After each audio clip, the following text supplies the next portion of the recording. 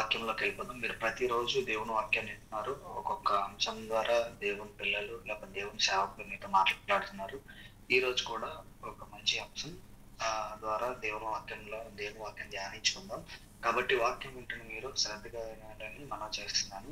ఈ వాక్యం పైన మనసు పెడితే ఖచ్చితంగా ఈ మాటలు మనకు అర్థమవుతాయని నేను నమ్ముతున్నాను.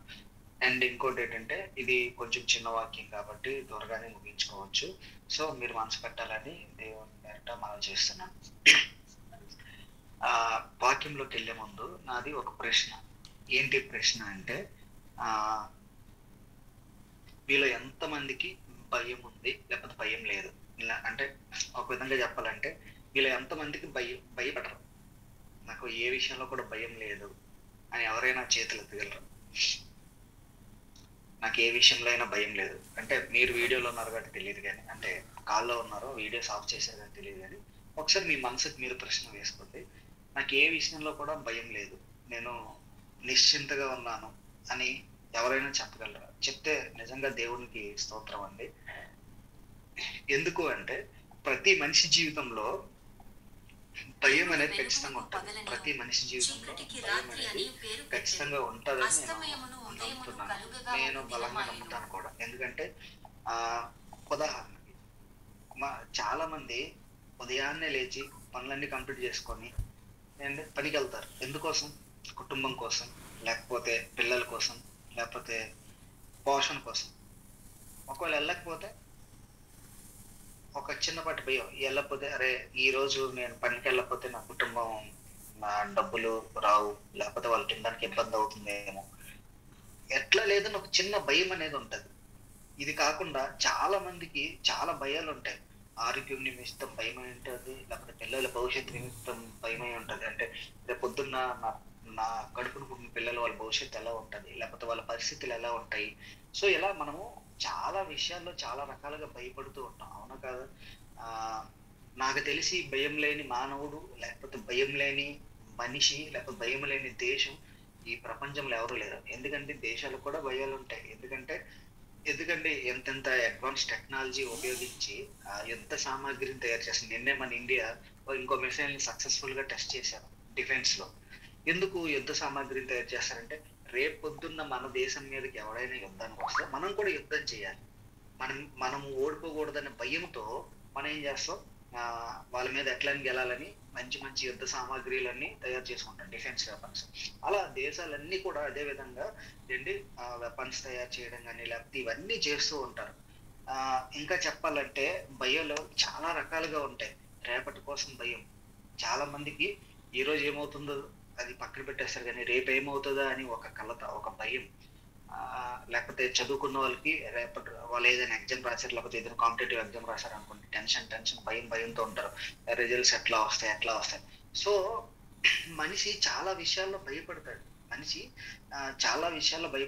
ఏంటి మనం కూడా చెప్పాలంటే మనం ఎంత భయపడతామంటే రేపు పొద్దున్న మనము చాలా మంది, నేను తప్పుగా అనుకోకండి, నేను తప్పు కూడా అన్నాను, కొంచెం డబ్బులు అనేవి రేపటి దినం కోసం దాచుకుంటారు. అది కుటుంబం కోసం కావచ్చు, లేకపోతే పిల్లల భవిష్యత్తు కోసం కావచ్చు, లేకపోతే ఏ నిమిత్తమైన రేపొద్దున్న జరిగితే మనం కూడా ఆ అమౌంట్ ఉపయోగించాలి, లేకపోతే ఆ బంగారం ఉపయోగించాలి, లేకపోతే ఇలానే చాలా సేవింగ్స్ చేస్తూ ఉంటారు. ఎందుకంటే రేపొద్దున్న ఏమైనా జరుగుతుందేమో. సో ఒక విధంగా చెప్పాలంటే మానవులంతా భయంతో వాళ్ళ జీవనాన్ని కొనసాగిస్తున్నారు. ఒకటి, రేపటి దినాన్ని ఏదైనా జరుగుతుందని భయంతో ఈ రోజు వాళ్ళు అడుగులు ముందుకేస్తున్నారు. నేను అంటాను మంచిదే, కుటుంబం కోసం భయపడడం మంచిదే, పిల్లల భవిష్యత్తు కోసం భయపడడం మంచిదే. ఎందుకంటే మనం అలా భయపడుతున్నాం కాబట్టి బాధ్యతగా మనము నడుచుకుంటున్నాం, అవునా కదండి? చాలా మంది ఆరోగ్యం కోసం భయపడతారు. నా ఆరోగ్యం అంటే ఎలా అయిపోయింది. ఇలా చూసుకుంటే ఎన్నో భయాలండి. అంటే మనిషి ఈరోజు చనిపోవడానికి కారణం కూడా చాలా సార్లు కొంతమంది ఊరేసుకొని చనిపోతారు. పరిస్థితుల యొక్క ప్రభావాలు బట్టి, వాళ్ళకున్న అప్పులు బట్టి కావచ్చు, లేకపోతే వాళ్ళకున్న ఇబ్బందులు బట్టి కావచ్చు, లేదు అంటే భవిష్యత్తులో నా కుటుంబాన్ని నేను పెంచలేనేమో, లేకపోతే భవిష్యత్తులో నా పిల్లల భవిష్యత్తు ఏమైపోతుందేమో ఫ్యూచర్ లో అని చాలా విషయాలుగా చాలా విధాలుగా భయపడుతుంటారు. అందుకే అడిగాను ఈ మన వాక్య ప్రారంభంలో, మీరు ఎంతమంది భయం లేకుండా ఉన్నారు? అండ్ మనిషి అన్నాక ప్రతి ఒక్క విషయంలో భయపడుతూనే ఉన్నాడు. నేను ఒక విషయంలో భయపడ్డాను అనుకోండి, మీరు ఒక విషయంలో భయపడి ఉండొచ్చు. ఒక్కొక్కరు భయాలు వాళ్ళకున్న ప్రయారిటీస్, వాళ్ళకున్న ప్రాముఖ్యమైన విషయాలు బట్టి భయపడుతూ ఉంటారు. ఇదంతా సహజం. నిజంగానే భయపడడం మంచిదే. మంచి కాజ్ కోసం, కుటుంబం కోసం కావచ్చు, భవిష్యత్తు కోసం కావచ్చు, ఇవన్నీ బాగానే నడుస్తున్నాయి. అయితే మనిషి ఇన్ని విధాలుగా భయపడుతున్నాడు. ప్రపంచంలో మనుషులు ఎంతగా భయపడుతున్నారో పరిస్థితులు బట్టి, లేకపోతే రేపటి దినాన్ని ఏం జరిగిపోద్దో అని, విపత్తు ఏమి వచ్చొద్దని. సో ఇక్కడ వరకు బాగానే ఉంది. కానీ వీటన్నిటి మధ్యలో దేవుని యందలి భయం ఎంతమందికి ఉంది ఒకసారి మనం ఆలోచన చేయాలి. ఈ రోజు మన అంశం కూడా అదే, ఫియర్ ఆఫ్ గాడ్, దేవుని యందలి భయం ఎంతమందికి ఉందో ఒకసారి ఆలోచన చేయాలి. ఏంటి, నేను స్టార్టింగ్ లో ఒక ప్రశ్న వేశాను, మీలో ఎంతమంది భయపడుతున్నారని. ఇప్పుడు ఇంకో ప్రశ్న వేస్తున్నాను.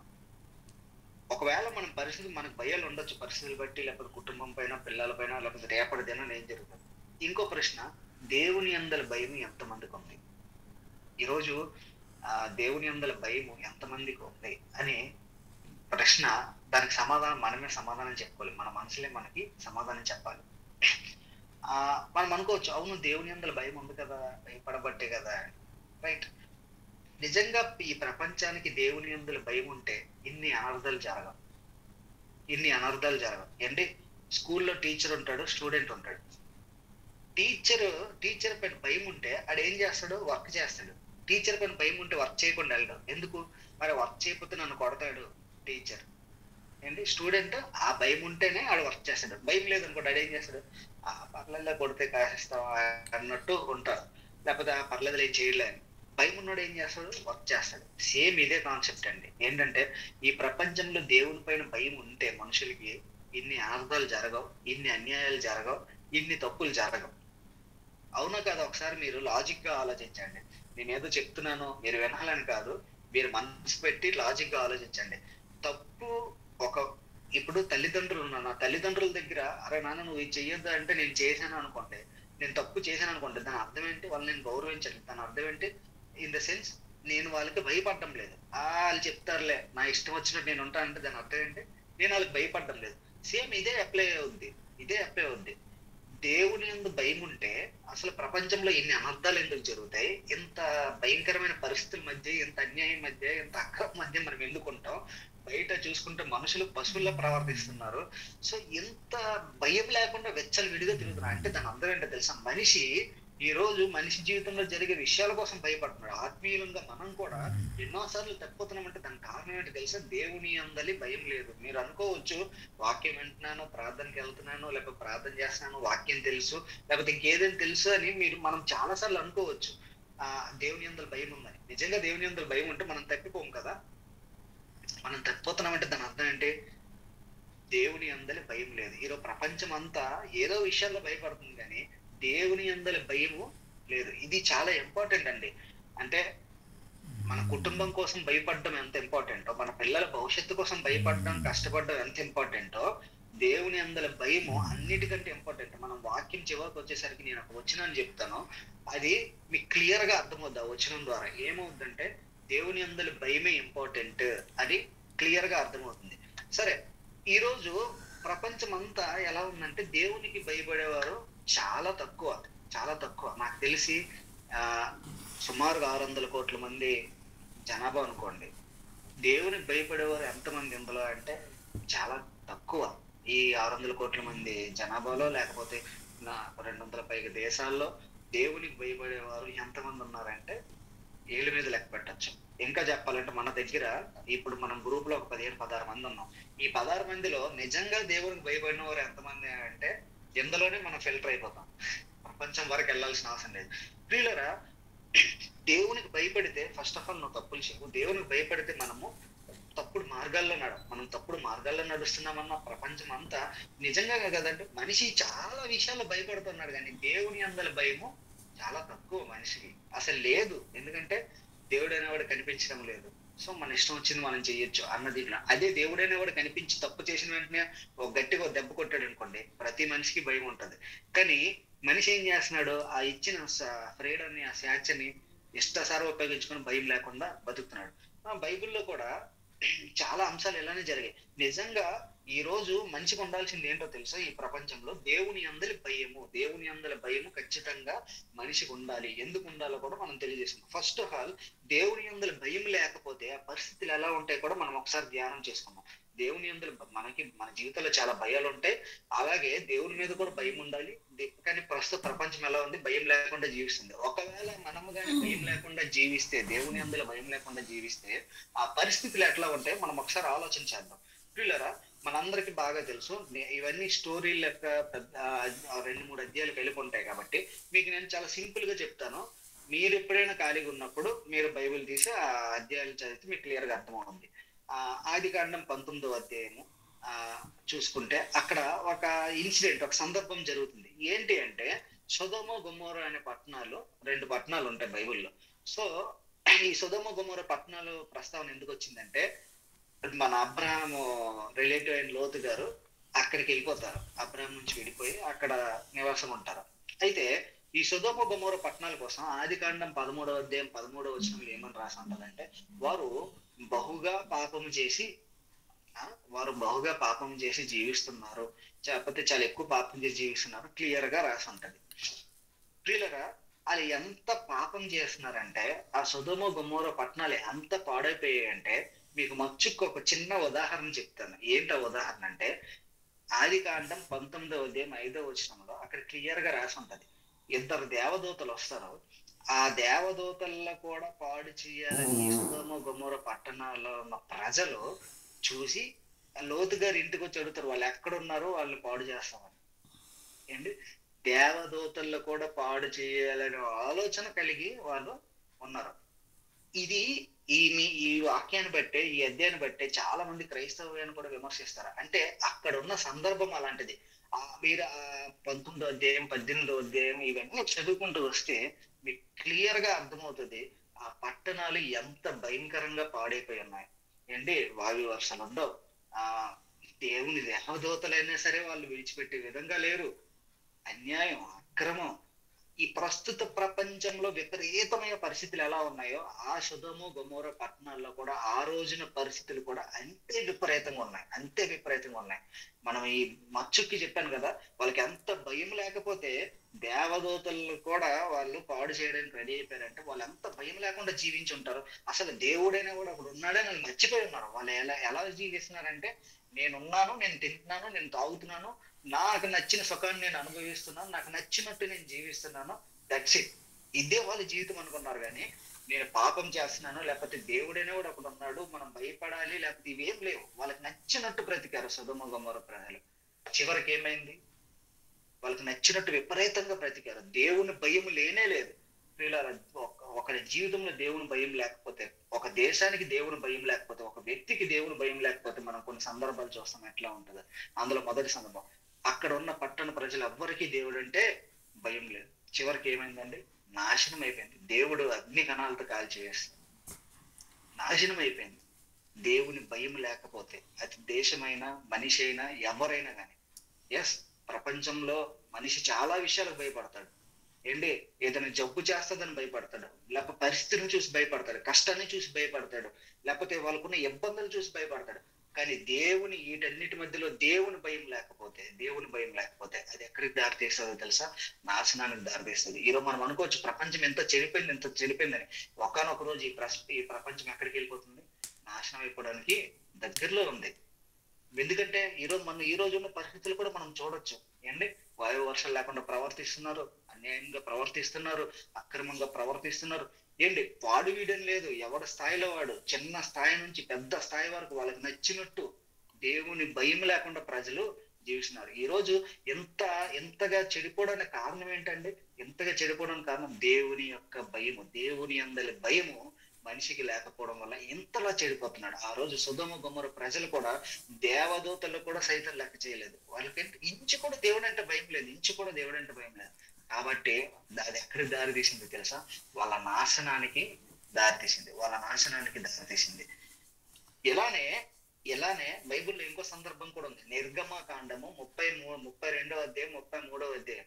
నేను వచనాలు చెప్పడం లేదు, ఇదంతా అధ్యాయాల మీద ఇది అంటే నేను అవన్నీ చదివి చెప్తే మీకు ఇక్కడ టైం సరిపోదు. కాబట్టి ఇది యాక్చువల్గా చాలా పెద్ద టాపిక్, మీకు కుదించి నేను చెప్తున్నా.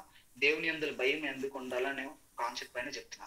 అయితే నిర్గమకాండం 32-33 మీరు అక్కడ చూసుకుంటే అక్కడ కూడా ఒక సందర్భం జరుగుతుంది అండి.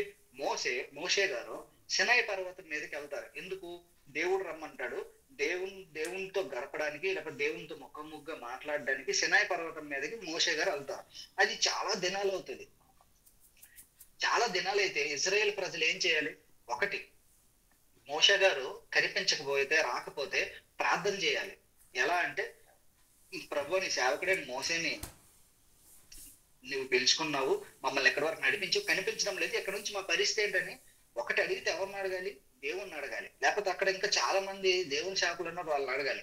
వీళ్ళందరూ ఏం చేశారో తెలుసా? మోసే పైకి వెళ్ళి కొన్ని దినాలు రాకపోయేసరికి మోసే చచ్చిపోయి ఉంటాడు, మోసే ఏదో అయిపోయి ఉంటాడు అనుకొని, వీళ్ళరా ఐగుప్తు నుంచి ఎర్ర సముద్రాన్ని పాయలు చేసి మన్నా కురిపించి ఏంటి వాళ్ళకి ఫుడ్ పెట్టి ఎర్ర సముద్రం మధ్య నుంచి నడిపించిన ఈ ప్రజలు, ఇజ్రాయేల్ ప్రజలు ఏం చేశారో తెలుసా? మోసే కొన్ని రోజులు కనిపించిపోయేసరికి వాళ్ళ సొంతంగా వాళ్ళే ఒక దేవుణ్ణి తయారు చేసుకున్నారు. ఒక దూడ లాంటి దేవుణ్ణి వాళ్ళు తయారు చేసుకున్నారు. బంగారంతో పొదికి వాళ్ళు తయారు చేసుకుని దాన్ని పూజిస్తున్నారు. ఏంటి నిజంగా వాళ్ళకే గాని దేవుని యొక్క భయం ఉండుంటే, అవును కదా, మేము ఐగుప్తులు ఉన్నప్పుడు ఎర్ర సముద్రం 2 పాయలుగా చేసి మమ్మల్ని నడిపించాడు, అది దేవుడే కదా నడిపించాడు. ఈ రోజు మోసే లేకపోతే ఏంటి? దేవుడే మమ్మల్ని ఇక్కడ తీసుకొచ్చాడు, దేవుడే నడిపిస్తే ఎర్ర సముద్రాన్ని పాయలు చేశాడు, ఏంటి మన్నా ద్వారా ఆహారాన్ని ఇచ్చాడు. సో ఎంత గొప్ప దేవుడు మాకు ఉంటుండగా మేము ఇంకెందుకు వేరే దేవుడు మేము పెట్టుకుని ఆరాధించాలి అన్న ఆలోచన వాళ్ళకి రావాలి కదా. వాళ్ళకి రాలేదంటే దాని అర్థం ఏంటండి? మోసే కొన్ని రోజులు కనిపించక వాళ్ళు సొంతంగా వాళ్ళు దేవుని చేసుకున్నారు. అంటే వాళ్ళకి దేవుడు అంటే భయం లేదు, కానీ ఆ ఇన్సిడెంట్ జరిగిన తర్వాత మోసే కిందకు వస్తాడు, చూస్తాడు, చూసి ఏం చేస్తున్నారు మీరు అందరూ? అక్కడే కదా కోపం అవుతాడు. ఏం చేస్తున్నారు మీరు అందరూ? అరే, నేను కొన్ని రోజులు కనిపించేసరికి మీరు సొంతంగా దేవుని తయారు చేసుకోవడం ఏంటని కోపం అవుతుంది. వీళ్ళరా అక్కడ మోసేతో దేవుడు చాలాసార్లు అంటాడు, నేను వీళ్ళు నాశనం చేస్తాను. దాని పర్యవసానం 3000 మంది ఒక ట్రిప్పుకి చనిపోతారు. 3000 మందిని ఒక ట్రిప్పుకి దేవుడు నాశనం చేస్తాడు. వీళ్ళరా దేవుని అందలి భయం లేని దేశాలే కావచ్చు, పట్టణాలే కావచ్చు, దేవుని అందలి భయం లేని మనుషులే కావచ్చు, వాళ్ళ చివరి ఎండ్ రిజల్ట్ ఎక్కడ ఉంటుందో తెలుసా? నాశనమే ఉంటది.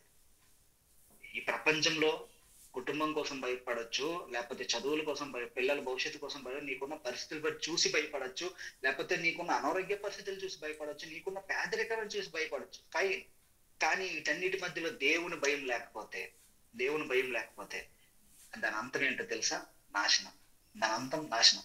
కొత్త నిబంధన గ్రంథంలో కూడా ఒక ఇన్సిడెంట్ చెప్పి నేను ముందుకు వెళ్తాను. అపోస్తుల కార్యంలో మనకి బాగా ఉంటది, 5వ అధ్యాయము 1-11 అననీయ సఫీరా. పిల్లరా వాళ్ళు పేతురు గారు అడగలేదు, వాళ్ళే వచ్చి మా దగ్గర ఇది ఉంది, మేము అమ్మి ఇది దేవునికి ఇస్తాము అని అంటారు. తర్వాత ధనం చూశాక వాళ్ళకి ఆశ కలిగి ఎలాంటి ఆశ అంటే, ఈ ధనం ఎక్కడ పోతుందో అని భయం కలిగి, ఈ ధనం ఎక్కడ పోతుందో, ఒక్క నిమిషం,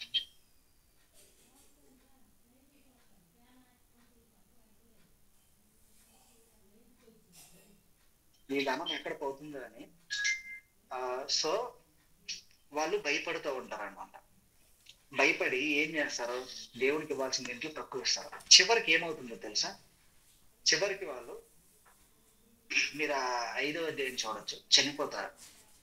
ఎందుకంటే ధనం ఎక్కడ పోతుందని భయపడ్డారు, కానీ దేవుడు చూస్తున్నాడని భయం వాళ్ళకి లేకుండా పోయింది.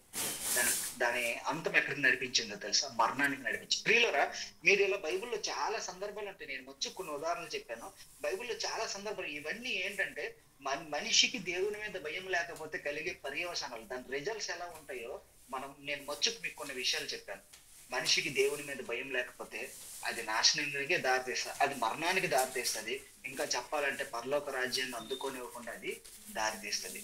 ఈ రోజు మనిషి కలిగి ఉండాల్సింది ఏంటో తెలుసా? అన్నిటికంటే ముఖ్యంగా దేవుని మీద భయము. ఇంకా చూసుకుంటే ఇప్పటి వరకు దేవుని అందరూ భయం లేకపోతే పరిస్థితులు ఎలా ఉన్నాయో చూసాం. దేవుని మీద భయం ఉంటే పరిస్థితులు ఎలా ఉంటాయో కూడా మనం చూద్దాం. ప్రియులారా, మీకు నేను చెప్పాను కదా, వాక్యం చివరిలో ఒక మంచి వచనం ఉంటుందని. నేను ఈ వాక్యాన్ని ధ్యానిస్తున్నప్పుడు నాకు చాలా మంచి వచనం అనిపించింది. మీరు కూడా చూడండి బైబిల్ ఎంత నీట్ గా చెప్తుందో. సామెతల గ్రంథం 19వ అధ్యాయం, సామెతల గ్రంథం 19వ అధ్యాయం 23వ వచనం. సామెతల గ్రంథం 19వ అధ్యాయం 23వ వచనం. యెహోవా యందు భయభక్తులు కలిగి ఉండుట జీవ సాధనము, అది కలిగిన వాడు తృప్తుడై అపాయము లేకుండా బ్రతుకును. ఎంత మంచి మాట అండి.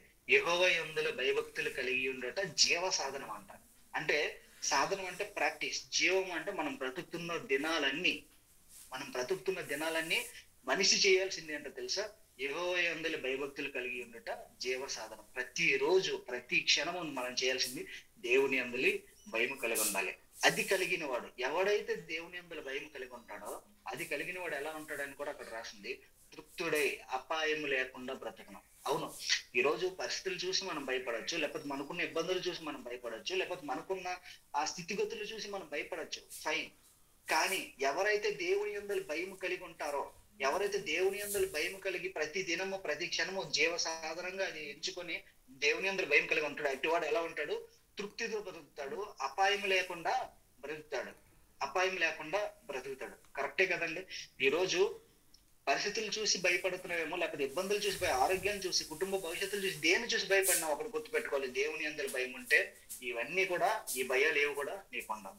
దేవుని యందు భయం ఉంటే ఈ భయాలు ఏవి కూడా నీకు ఉండవు. తృప్తితో బ్రతుకుతావు. ఇంకా చెప్పాలంటే అపాయం వస్తుందని, లేకపోతే రేపు పొద్దున్న ఏదో జరిగిపోతుంది. నిజంగా మనం ఈ రోజు భయపడుతుంది దానికే కోసమే కదండి. రేపు పొద్దున్న ఏదో జరిగిపోతుంది. మనిషి సేవింగ్స్ చేసుకుంటున్నా, మనిషి డబ్బులు దాచుకుంటున్నా, మనిషి కష్టపడుతున్నా, రేపు పొద్దున్న ఏదో జరిగిపోతుందని భయంతోనే చేస్తున్నాడు. అలా నువ్వు ఉండకుండా ధైర్యంగా ఉండాలంటే నువ్వు భయపడాల్సింది ఎవరికో తెలుసా? రేపొద్దున్న ఏదో జరుగుతుందని పరిస్థితిని, సమస్యను చూసి కాదు, కానీ దేవుని యందు భయం ఉంటే నీ జీవితంలో తృప్తి ఉంటుంది. దేవుని యందు భయం ఉంటే అపాయం లేకుండా నువ్వు బ్రతకగలుగుతావు. ప్రియులారా, మనిషికి ఉండాల్సింది పరిస్థితుల పైన భయం కాదు, కానీ దేవుని మీద భయం. దేవుని యందు భయం కలిగి ఉండాలి. భయం లేకపోతే నాశనానికి వెళ్ళిపోతావు. భయం కలిగి ఉంటే తృప్తితో జీవిస్తావు. భయం కలిగి ఉంటే అపాయం లేకుండా జీవిస్తావు. భయం కలిగి ఉంటే ధైర్యంగా జీవించగలుగుతాం. ప్రియులారా, ఈ రోజు వాక్యాన్ని మనము నేర్చుకున్నాం కదా, దేవుని యందు భయం. ఇంకా చాలా విషయాలు ఉంది. కీర్తనలు 34వ కీర్తన 7వ వచనంలో అక్కడ కూడా రాసి ఉంటది. 34వ కీర్తన 7వ వచనంలో దేవుని యందు భయం కలిగితే చాలా వచనాలు ఉంటాయి. నేను కొన్ని విషయాలు, యెహోవా యందు భయభక్తులు గల వారి చుట్టూ ఆయన దూత కావలి ఉండి వారిని రక్షించిన. బయటికి వెళ్తే ఏదో అయిపోతుంది అని మనం అనుకుంటాం, కానీ నిజంగా దేవుని యందు భయభక్తి కలిగిన వారి చుట్టూ ఆయన దూత రక్షణ కావలిగా ఉండే రక్షణ కల్పిస్తుంది. సామెతలు 14వ అధ్యాయము 27వ వచనం కూడా చూసుకుంటే, యెహోవా యందు భయభక్తులు కలిగి ఉండట జీవపు ఓట, అది మరణ పాశముల నుండి విడిపించును. ఇలా మనకి చాలా వచనాలు ఉన్నాయి.